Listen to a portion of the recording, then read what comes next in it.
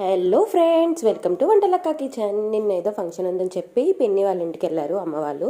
So పిన్నేమో ఇవన్నీ పంపించిందండి. చూడండి, నేను చూపిస్తున్నది అయితే గోకవరం చింతపండు అంట.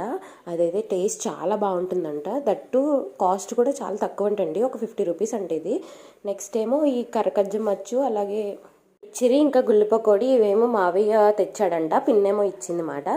నెక్స్ట్ ఏమో పిన్ని మెంతావకే పట్టిందంటండి.